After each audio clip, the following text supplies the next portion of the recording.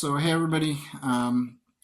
Today I want to talk about articulation, but I just want to preface this video by saying I'm not a content creator. The primary purpose of this video is just to get information across to my students / anybody who's interested. So production quality is not really going to be a thing in this video. It's just all about the information and some exercises pertaining to the information.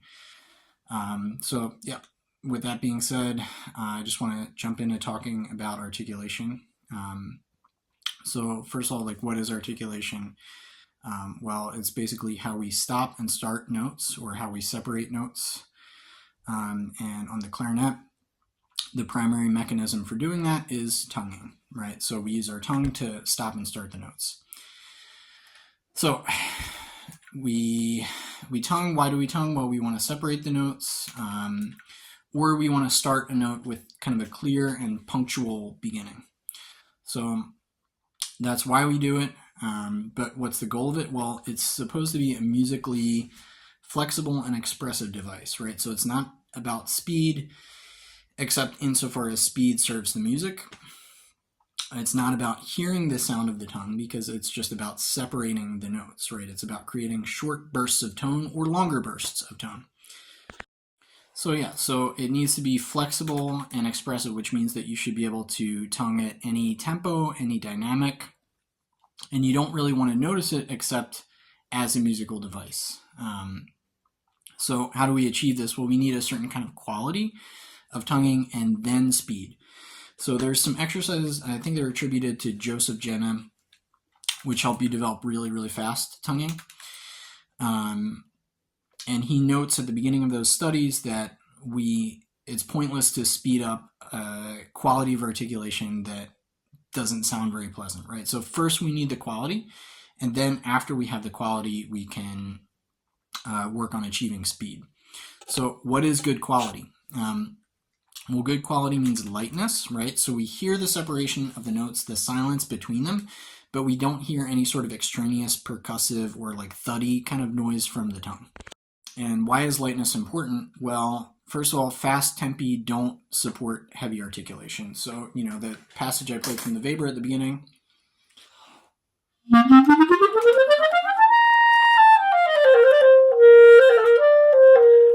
it's not going to really work if the articulation is way too heavy. And then additionally, heavy articulation it's sort of distracting at best. In the best case scenario, if it's a little too heavy, it distracts the audience from the music. And in the worst case scenario, it's downright unpleasant to hear, right? So first of all, we need lightness for just the beauty of the articulation. And then also, if we want to speed things up, the lightness has to be there for you to achieve that kind of speed, which again is important because we need the flexibility to play anything, right?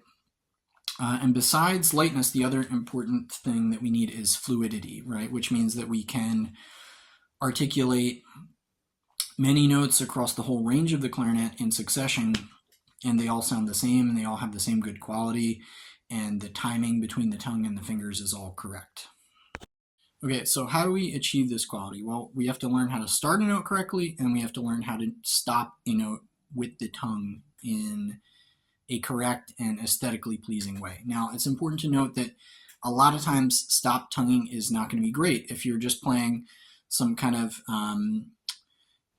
light quarter notes in a row, you probably don't want to stop the reed with the tongue. You don't want to go. It might be better to use an air kind of ending the notes with the air in that situation. Right, it's a different effect. So you have to be judicious about where you end the notes with the tongue, but it's important that you can confidently do that in a way that sounds pretty good, sounds aesthetically pleasing. Because there are situations, especially if you're playing a fast scale or something, where you are ending the notes with the tongue. So you have to be able to do this, even though you're going to ultimately choose where to do it. So those are kind of the two things that you have to be able to do. So basically today we're going to go through a couple exercises for just learning how to do these things. in a way that is aesthetically pleasing, although the exercises themselves might be a bit obnoxious because we're going to be tonguing lots of just like open G's at first, pretty loud. But that will help you develop the confidence to be able to tongue anything at any dynamic, and also to learn how to keep the air going, keeping the air up front. Okay, so the first thing we're going to do is we're going to start with just a breath attack. So we're actually not going to involve the tongue in starting the sound. We're just going to involve the tongue in stopping the sound. So we're just going to breath attack an open G and then stop the note with the tongue. And then we're going to talk about how to do that and how to find kind of the right way to do that. So it's going to sound something like this. So that was a breath attack, and I stopped the note using the tongue. But it's important to know how to stop the note using the tongue. So the way I think about it is actually covering up the gap between the reed and the mouthpiece with the tongue. So I try to keep my tongue in an E position.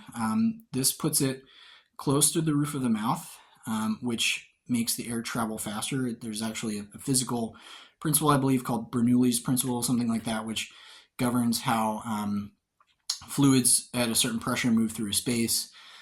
So a fluid that's pressurized, so a gas or a liquid, in this case a gas, that's pressurized moving through a smaller space is going to move faster. Okay, this in turn keeps our sound centered, lets high notes come out easily without biting.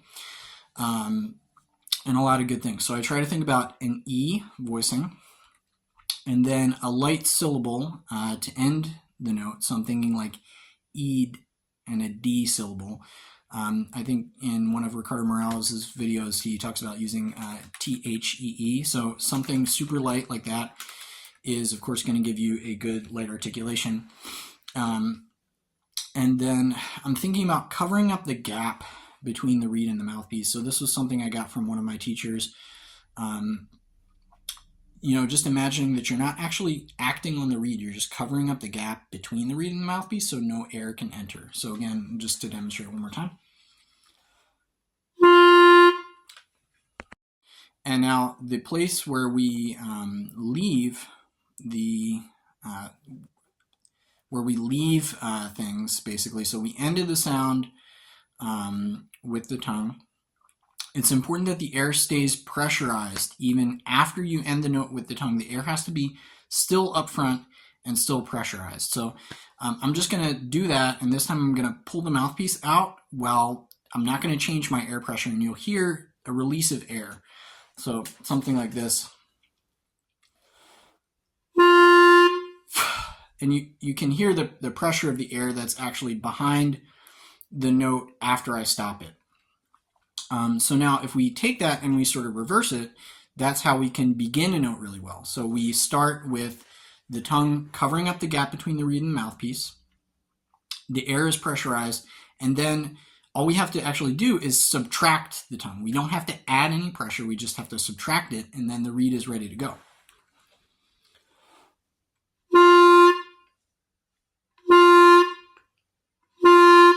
So there, my air is pressurized and I'm just subtracting the reed.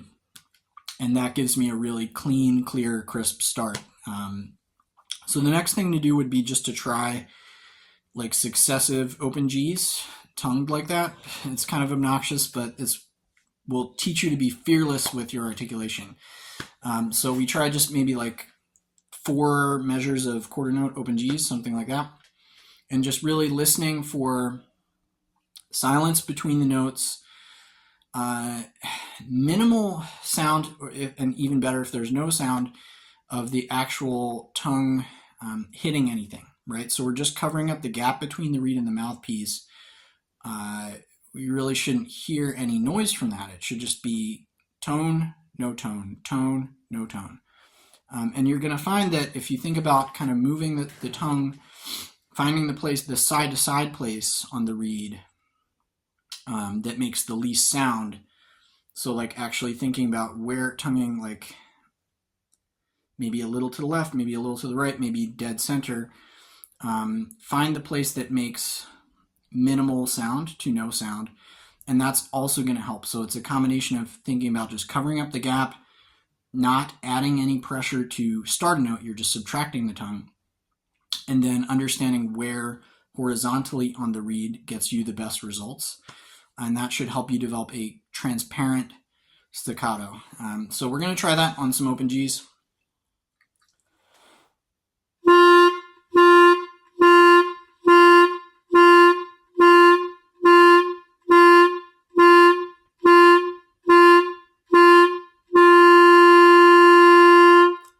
Okay, and the whole note I ended with the air, but the rest of them I ended with the tongue. And if you listen closely, it's possible that you'll hear slight variations. Maybe on a certain note, there was a little more sound of tongue, and on other ones, I made some adjustments and it was more transparent. So the goal is perfect transparency. We just want to hear tone, no tone, tone, no tone, and not any percussive, thuddy, reedy noises. And just to give you an idea, I will attempt to make an annoying reedy noise when I'm tonguing. We'll see how that goes. So let's see if I can do that.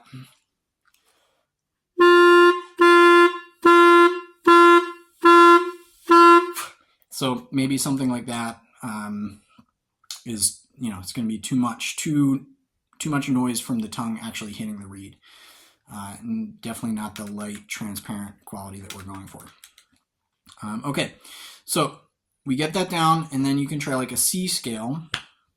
Maybe like start from G, go down to C, something like that, and do like 4 quarter notes on each note, and just pay attention to the quality of each one being consistent.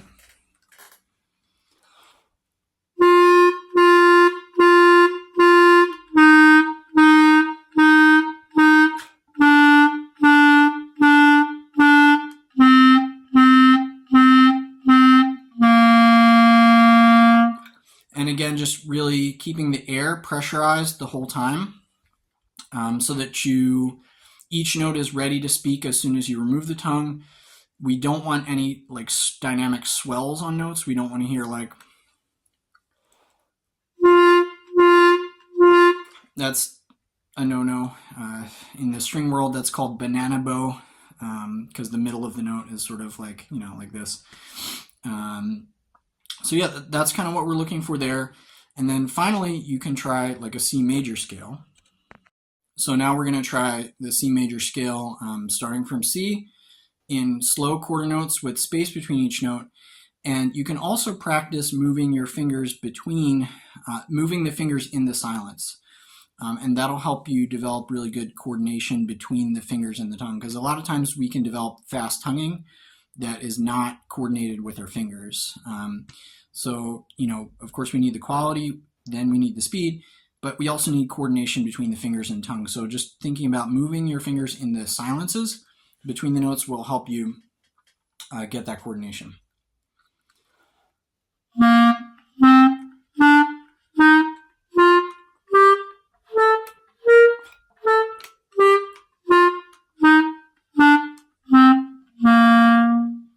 Okay, and yeah, that's it. So just to recap, articulation is a musical device. We use it to be expressive and to evoke a certain character that the composer had in mind, right? So the articulation serves the music, not the other way around, which means that the purpose of it is to separate notes or start a note with a clear, crisp, punctual beginning. And also that we have to be able to do it at any tempo or dynamic. Again, it's a musical device. So in order to do that, we need to achieve a certain quality, which means lightness, right? So even no matter how loud we're playing, the sound of the articulation is transparent. And it means fluidity, which means that we can articulate a series of notes, a sequence of notes with the articulation sounding consistent, all of the notes speaking on time, and everything having kind of the same lightness. And to do that, we can just practice some exercises which help us think about covering up the gap between the reed and the mouthpiece with kind of like a D syllable, so that we're not really acting on the reed, we're just preventing air from entering the mouthpiece, which helps you achieve the lightest, most transparent articulation possible. And we're also thinking about keeping the air really up front and always pressurized. So hope that helps, and hope you enjoyed, and that's all I got.